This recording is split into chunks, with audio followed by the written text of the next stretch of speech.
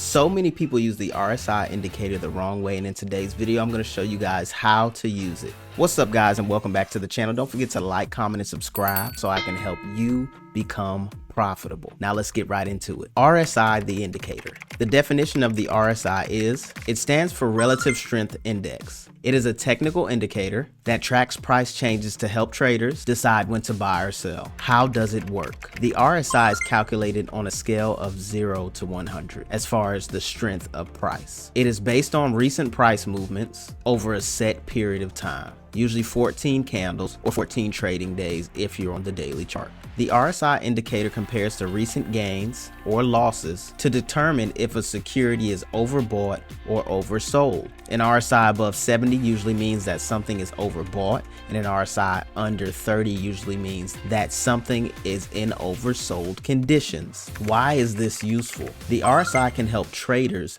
identify potential trend reversals, also confirm market trends. It can help traders identify divergences between price action and price momentum, the momentum coming from the RSI indicator. It can help traders make more informed decisions about where they want to enter or where they want to exit the market.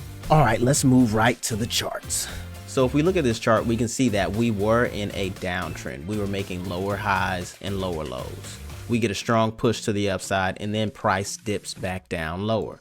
Now, once price goes under this low, who's to say that we're not going to continue to the downside? The RSI. So as you can see here, I have these 4 points on the chart. So as we can see here, down below we have our RSI. The RSI right now is at 50. This is the middle, 50. This is 70, this is 50, this is 30, and this is 70. So anytime the price gets up towards the 70 mark, that is a signal from the RSI saying that potentially this asset has been overbought, meaning that a potential reversal may occur at some point. Same thing right here. This is telling me once it dips down past this line, this is past the 30 line, this is telling me that price may be oversold. Now, one important thing I want to note is that just because it touches down below does not mean that price is not going to continue to sell. As we see from up here and down here, the price stayed oversold for a long time and continued towards the downside. So all throughout this, the price was near and under the 30, but the price continued to fall on the chart. So what we want to note here is that even though it touches the 30 or the 70, this does not mean to sell right away. You want to use the RSI as extra confirmation for your trade. So if we're looking at this chart right now and we get down to this point, let's say we're using a trend line strategy. Right here we have our trend line. Let me tighten it up a little bit.